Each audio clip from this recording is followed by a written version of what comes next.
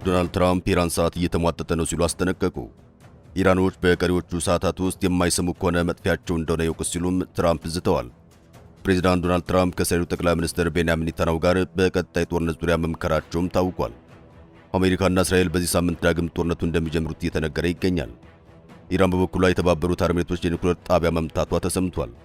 የአገሪቱ ጦርም ለአሜሪካ ጠንከር ያለ ማስጠንቀቂያውን ሰጥቷል።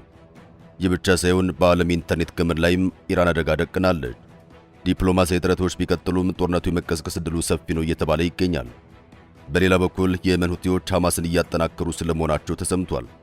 የሰሜን ኮሪያው መሪ ለወታደሮቻቸው ትዕዛዝ መስጠታቸውና በደቡብ ድንበር ላይ ጦራቸው እንዲሰፍር ማድረጋቸውም ታውቋል። ዩክሬን ሩሲያን በአስደናቂ የድሮን ማዕበል መምታቷን ዘለንስኪ አሳውቀዋል። በሶማሊያ የባህር ላይ ዘራፊዎች መጠናከራቸው ተሰምቷል። ሰላም ጤና ይስጥልን የተከበራችሁ ውድ ቤተሰቦቻችን፣ እነዚህን ዝርዝር ጉዳዮች እነግራችኋለን። አብራችሁን ቆዩ።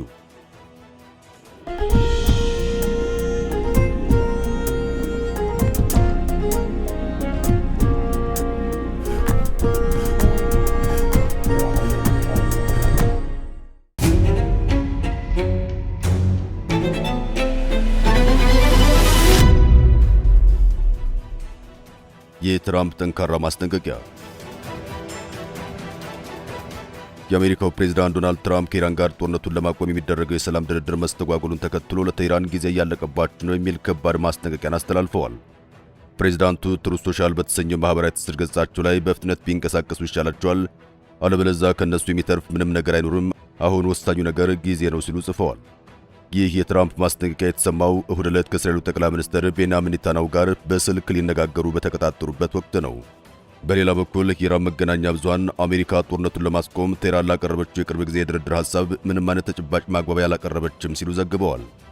ከፊል መንግስታዊ የሆነው ሜሄር የዜና ወኪል እንዳስታወቀው ከወደ ዋሽንግተን የማግባባት ፍላጎት አለመታየቱ የሰላም ድርድሩን ወደማይወጣበት እንቅፋት እንደሚመራው አሳውቀዋል። ከዚህ ቀደም ትራምፕ ኢራን የድርድር ሐሳብ ቆሻሻና ፈጽሞ ተቀባይነት የሌለው ሲሉ ያጣጣሉ ሲሆን በወርሃ ሚያዝያ መጀመሪያ ላይ ተኩስ አቁም ከታወጀ ጥቂት ቀደም ብሎም ኢራን ጦርነቱን ለማቆም ካልተስማማች አንድ ሙሉ ስልጣኔ ይጠፋል ብለው መዛታቸው ይታወሳል። ይሁን እንጂ የኢራን የውጭ ጉዳይ ሚኒስትር ቃል አቀባይ እስማኤል ባጋይ የሀገራቸው የድርድር ጥያቄ ኃላፊነት የተሞላባቸውና ለጋስ መሆናቸውን ተናግረዋል። ታስኒም የተሰኘው ከኢራን የዜና ወኪል እንዳስነበበውም የቴህራን ጥያቄዎች በሁሉም ግንባሮች በሊባኖስ የሂዝቦላ ይዞታዎች እስራኤል የምታደርገውን ጥቃት ጨምሮ ጦርነቱ በአፋጣኝ እንዲቆም፣ አሜሪካ በኢራን ወደቦች ላይ ጣለችው የባህር ላይ እገዳ እንዲነሳ፣ በቀጣይ በኢራን ላይ ጥቃት ለመፈጸም ዋስትና እንዲሰጥ የሚሉትን ያካትታል። በተጨማሪም የጦርነት ካሳ ክፍያ እንዲፈጸም፣ የሆርሙዝ ሰላጤ ሉዓላዊነት በኢራን ስር መሆኑ ላይ አጽንኦት ሰጥቶበታል። በአንጻሩ አሜሪካ ለኢራን ጥያቄዎች ምላሽ 5 ቅድመ ሁኔታዎችን ማስቀመጧን ፋርስ የዜና ወኪል አስነብቧል። ከእነዚህም መካከል ኢራን አንድ የኒውክሌር ጣቢያ ብቻ እንዲኖራት፣ የበለጸገ ዩራኒየም ክምችቷን ወደ አሜሪካ እንድታስተላልፍ የሚሉት ይገኙበታል። ፕሬዝዳንት ዶናልድ ትራምፕ አርብ ዕለት በሰጡት አስተያየት በሁለቱ ሀገራት መካከል ያለው ትልቁ የልዩነት ነጥብ ኢራን የኒውክሌር ፕሮግራሟን ሙሉ በሙሉ እንድታጠፋ ከማስገደድ ይልቅ ለ20 ዓመታት እንድታግድ የሚለውን ሐሳብ ሊቀበሉ እንደሚችሉ ተጠቁሟል። አሜሪካና እስራኤል የካቲት 21 በኢራን ላይ ግዙፍ የአየር ጥቃት መክፈታቸው ይታወሳል። የሰላም ድርድሩን ለማመቻቸት የታሰበውም የተኩስ አቁሙ አልፎ አልፎ ከሚደረጉ የተኩስ ልውጦች በስተቀር በአብዛኛው እየተከበረ ይገኛል። ይሁን እንጂ ኢራን 20 በመቶ የሚጠጋ የዓለም የነዳጅና የተፈጥሮ ጋዝ ምርት የሚያልፍበትን የሆርሙዝ ሰላጤ መቆጣጠሯን ቀጥላለች። ኢራን ለአሜሪካና ለእስራኤል ጥቃቶች አጸፋ ነው ያለችውን ይህ የስትሬት መዝጋት በዓለም አቀፍ ደረጃ የዋጋ ንረት አስከትሏል። አሜሪካን በበኩሏ ቴህራን በድርድር ቅድመ ሁኔታዎች እንድትስማማ ጫና ለመፍጠር በኢራን ወደቦች ላይ ጣለችው እገዳን አጠናክራ ቀጥላለች። በአሁኑ ሰዓት ፓኪስታን በአሜሪካና በኢራን መካከል የአስታራቂነት ሚና እየተጫወተች ቢሆንም የሁለቱ ወገኖች የድርድር አቋም ግን አሁንም እጅግ የተራራቀ መሆኑ እየታየ ይገኛል። የእስራኤሉ ጠቅላይ ሚኒስትር ቤንያሚን ኔታንያሁ ከአሜሪካው ፕሬዝዳንት ዶናልድ ትራምፕ ጋር በኢራን ጦርነት ዙሪያ በስልክ መወያየታቸውን የጠቅላይ ሚኒስትሩ ጽሕፈት ቤት ለታይምስ ኦፍ እስራኤል ማረጋገጡን ገልጿል። የሁለቱ መሪዎች የስልክ ውይይት የተካሄደው አሜሪካና እስራኤል ከኢራን ጋር ዳግም ጦርነት ለመክፈት በዝግጅት ላይ ናቸው የሚሉ ሪፖርቶች በስፋት እየወጡ ባሉበት ወቅት ነው። የዕብራይስጥ መገናኛ ብዙሃን እንደሚያመላክቱት ኔታንያሁና ትራምፕ በውይይታቸው ከኢራን ጋር ያለውን ጦርነት ዳግም ለመክፈት እንዲሁም ፕሬዝዳንት ትራምፕ በቅርቡ በቻይና ስላደረጉት ጉብኝት ሰፋ ያለ ምክክር አድርገዋል ነው የተባለው።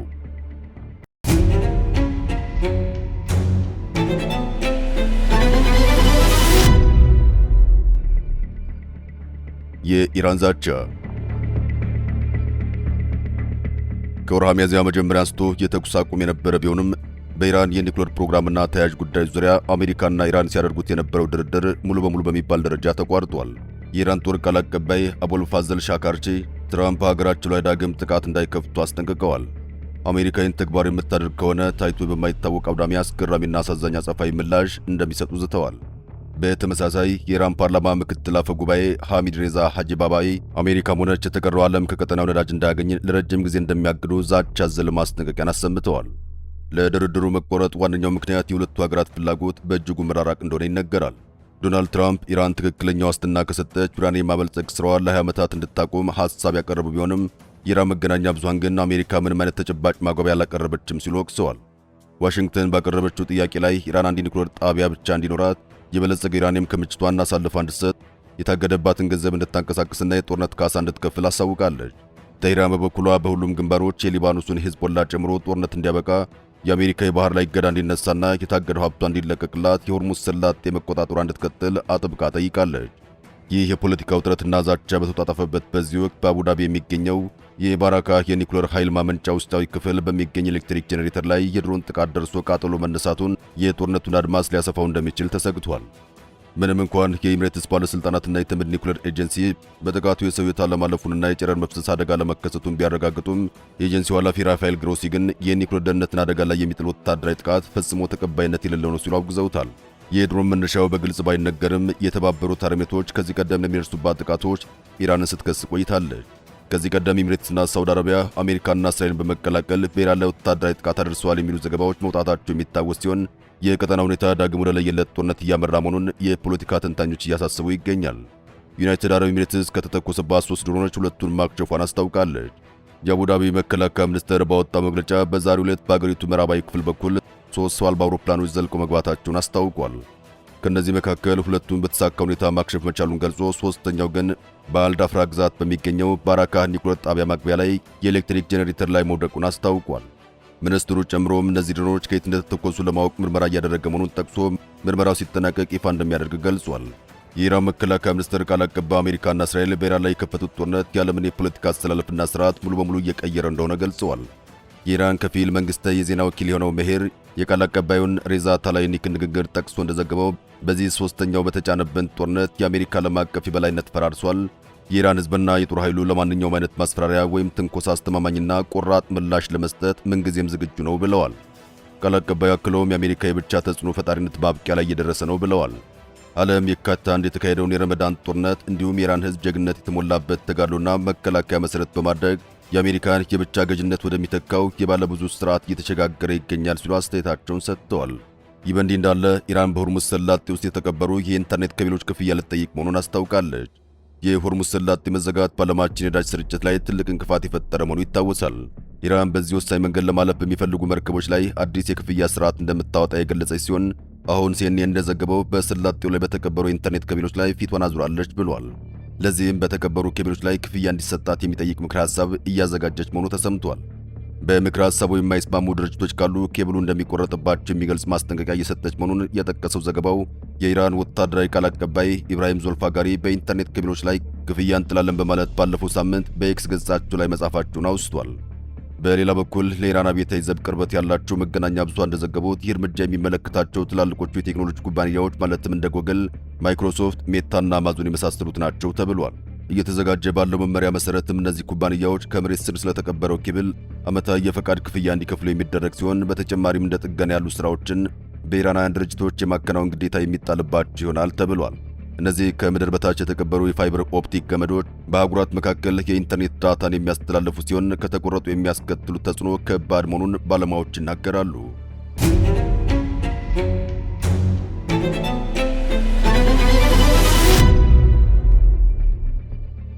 የሁቲ ማስጠንቀቂያ። የየመን ሁቲ የሐማስ ጦር አዛዥ ሕይወት መቀጠፉን ተከትሎም ለፍልስጤሙ አጋራችን ድጋፍ እናደርጋለን ሲሉ ቃል ገብተዋል። እስራኤል ለምትፈጽመው ጥቃት ምላሽ ለመስጠት የሚያስችል አቅም ለመፍጠር ሐማስን አግዛለሁ ብሏል ሁቲ። በጋዛ የሚገኘው ሐማስ ከፍተኛ የጦር አዛዡ ኢዛ አልዲን አልሃዳድን ቢያጣም ከዓላማው ዝንፍ አይልም በሚል ሁቲዎች ያላቸውን ድጋፍ አረጋግጠዋል። የሁቲ ጦር ዋና አዛዥ የሱፍ ሐሰን አልማዳኒ ለጋዛው አጋራችን መጽናናት እንመኛለን ብለዋል። ከሐማስና ከሌሎች የቀጠናው አጣማሪዎቻችን ጋር በመሆን ድሉ እስኪመዘገብ ትግላችን እንቀጥላለን ብለዋል አልማዳኒ። እስራኤል በደቡባዊ ሊባኖስ ከፍተኛ ጥቃት አደሯን መፈጸሟን ያስታወሰው የአልጀዚራ ዘገባም ቀጠናው አሁንም ውጥረት ውስጥ መሆኑን አጽንኦት ሰጥቶበታል። ከፍልስጤም እስከ ኢራን፣ ከሊባኖስ እስከ የመን፣ ከኢራቅ እስከ ሳውዲ አረቢያ ብለውም እስከ ኤሚሬቶች ያለው ወታደራዊ ፍጥጫ በቅርብ ቀናት ውስጥ ሊፈነዳ የሚችል ጦርነት እንዳለ ጠቋሚ ነው ተብሏል። ከዚህ በተጨማሪም ሁቲዎች አሁንም ለኢራን ያላቸውን አጋርነት ለማሳየት በቀይ ባህር የሚያልፉ መርከቦችን ኢላማ እንደሚያደርጉ በተደጋጋሚ ዝተዋል። ይህን ተከትሎም የአውሮፓ የባህር ጉዞ ደህንነት ተቋም መርከቦች ከየመን ባህር ክልል እንዲርቁ አሳስቧል። የአውሮፓ ህብረት የባህር ትራንስፖርት ደህንነት ተቋም በንግድ መርከቦች ላይ ጥቃት ሊፈጸም ስለሚችል በተለይም ከቀይ ባህርና ከኤደን ባህረ ሰላጤ እንዲርቁ አስጠንቅቋል። የአውሮፓ ህብረት የባህር ላይ ተልዕኮ ጨምሮ እንዳስጠነቀቀው ከአሜሪካና ከእስራኤል ጋር ግንኙነት ያላቸው የንግድ መርከቦች ስጋቱ እስኪቀንስ ድረስ ከየመን ባህር ክልል መራቅ ለደህንነታቸው ጠቃሚ መሆኑን መክሯል። የደህንነት ተቋሙ ባወጣው ሪፖርቱ ላይ በቀይ ባህር ለሚተላለፉ ከእስራኤል ጋር ግንኙነት ያላቸው መርከቦች የስጋት ደረጃው ከፍተኛ ሲሆን፣ ሌሎች ደግሞ በመካከለኛ የስጋት ደረጃ ላይ ይገኛሉ ብሏል። የሁቲ አማጽያን በሊባኖስ ውስጥ ከሚገኘው ከሺያው ታጣቂ ቡድን ሄዝቦላ ጋር ጥብቅ ቁርኝት አላቸው። ሄዝቦላ ለሁቲ አማጽያን ከአውሮፓውያኑ 2014 ጀምሮ ሰፊ ወታደራዊ ስልጠናዎችን እየሰጠ መሆኑን ሽብርተኝነትን የሚዋጋው ኮምባቲንግ ቴሮሪዝም ሴንተር የተሰኘው የአሜሪካ የምርምር ተቋም አስታውቋል። ሁቲዎች ኢራን በአጋርነት የሚያዝ ሲሆን፣ ሳውዲ አረቢያን ደግሞ ሁለቱም የጋራ ጠላቶቻቸው አድርገው የሚመለከቷል። ኢራን ለሁቲ አማጽያን የጦር መሳሪያ ታቀርባለች የሚሉ ጥርጣሬዎች ጎልተው ይሰማሉ። ሁቲዎች በአውሮፓውያኑ 2017 በሳውዲ መዲና ሪያድ ላይ ያስወነጨፉትን ባለስቲክ ሚሳኤል ያቀረበችው ኢራን ናት በማለት አሜሪካና ሳውዲ አረቢያ ከሰው ነበር።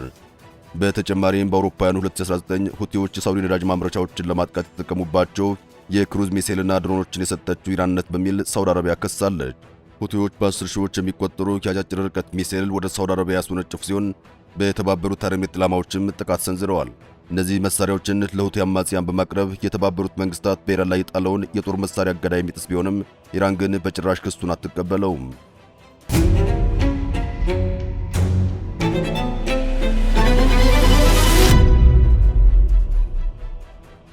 የፕሬዝዳንት ኪም ትዕዛዝ። ፕሬዝዳንት ኪም ጆንግ ኡን በደቡባዊ ሀገራቸው ድንበር መከላከያው እንዲጠናከር ትዕዛዝ መስጠታቸው ተሰምቷል። ከሀገሪቱ የተለያዩ ዞች የተውጣጡ ወታደር ኃላፊዎች ጋር ስለ ዝግጁነት መክረዋል። ኪም ጆንግ ኡን ከእዝና ከብርጌድ አዛዦች ጋር የተወያዩት ኪም ጆንግ ኡን በደቡባዊ የሀገሪቱ ክፍል ያለው የድንበር ላይ ዝግጅት እንዲጠናከር ማሳሰባቸውን ለደቡብ ኮሪያ ፖለቲከኞች አዲስ ወታደራዊ ስጋት ጋርጦባቸዋል። ሊቀሰቀስ የሚችልን ማንኛውም ጦርነት ለመቀልበስ የጦሩን ትጥቅ ማዘመን፣ ቁልፍ እዞችን ማጠናከርና መሰል ዝግጅቶች እንዲደረጉ ጥሪ ቀርቧል ነው የተባለው። በደቡብ ኮሪያና በአሜሪካ መካከል ያለው ወታደራዊ ትስስር ስጋት የሆነባቸው ኪም በተለያዩ ጊዜያት የሚፈጸምብንን ወታደራዊ ትንኮሳ መመከት አለብን የሚል እምነት እንዳላቸው ይነገራል። በፒዮንግያንግና ሲውል መካከል ያለው ወታደራዊ ውጥረት መልኩን እየለወጠ መምጣቱን የሚጠቁም ትዕዛዝ ሆኖም ተመዝግቧል። ኪም ጆንግ ኡን አዳዲስ የጦር መሳሪያ ስርዓቶች ወደ አውደ ውጊያ እንዲገቡ ተደጋጋሚ ማሳሰቢያ መስጠታቸው አይዘነጋም።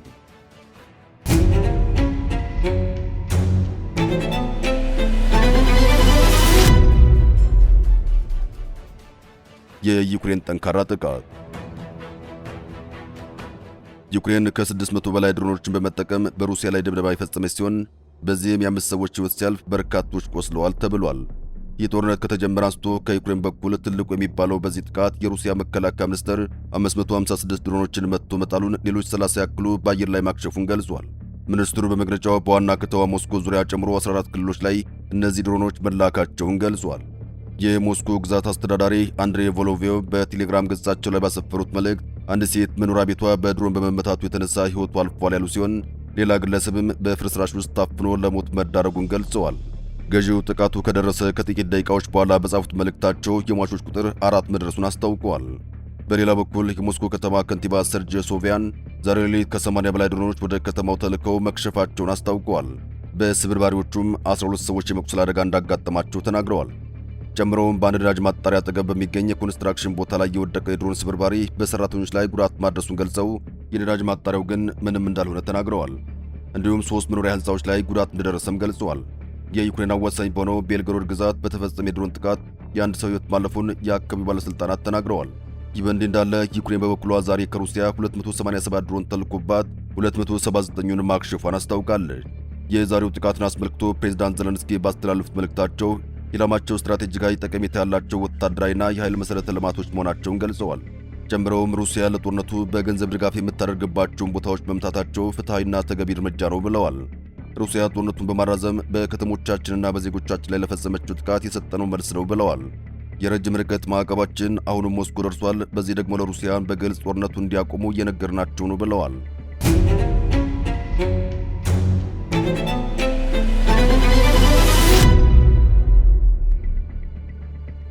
በሶማሊያ ያገረሸው የባህር ላይ ውንብድና። ለዓመታት ጠፍቶ የነበረው በሶማሊያ ባህር ዳርቻ የሚፈጸም የባህር ላይ ዝርፊያ በኢራን ጦርነት በተፈጠረ ቀጠና ያለመረጋጋት ምክንያት በድጋሚ አገርሽቷል። ታጣቂዎቹ ኦነር 25 በያዙ በሁለት ሳምንት ጊዜ ውስጥ ደግሞ ሲሚንቶ የጫነን መርቸንት ቬስል ስዋርድ እንዲሁም የኤሚሬቶች ንብረት የሆነውን ነዳጅ ጫኝ መርከብ አግተዋል ነው የተባለው። ታጣቂዎቹ መርከቦችን ከጠለፉ በኋላ በሶማሊያ የባህር ወንበዴዎች መናሪያ ወደ ሆነችው ወደ ከፊል ራስ ገዟ የሰሜናዊ ምስራቅ ክልል ፑንትላንድ ወስደዋቸዋል ነው የተባለው። ዓለም አቀፍ የባህር ላይ ጥበቃዎችን አይነቱን ስጋት ካስቆሙ ከ10 ዓመታት ከሚበልጥ ጊዜ በኋላ ለመጀመሪያ ጊዜ የሶማሊያ የባህር ላይ ወንበዴዎች እንደሆኑ የተጠረጠሩ ቡድኖች 3 የንግድ መርከቦችና ሰራተኞቻቸውን አግተዋል። መርከቦቹ ላይ የነበሩ ባህርተኞችም ከግብፅ፣ ከህንድ፣ ከኢንዶኔዥያ፣ ከፓኪስታንና ከሱሪያ የመጡ ስለመሆናቸው ተነግሯል። ቀጠናዊ ጸረ የባህር ላይ ውንብድና ዘመቻዎችን የሚመራው የአውሮፓ ህብረት የባህር ኃይል የባህር ላይ ውንብድና ቡድኖቹ በሆርሙዝ ሰላጤ ያለውን ቀውስ ህገወጥ ተግባራቸውን ዳግም ለመጀመር እንደ ምቹ አጋጣሚ ወስደውት ሊሆን እንደሚችል ለቢቢሲ ገልጿል። የተከበራችሁ ውድ ቤተሰቦቻችን ስለተከታተላችሁን ከልብ እናመሰግናለን። ጤና ይስጥልን።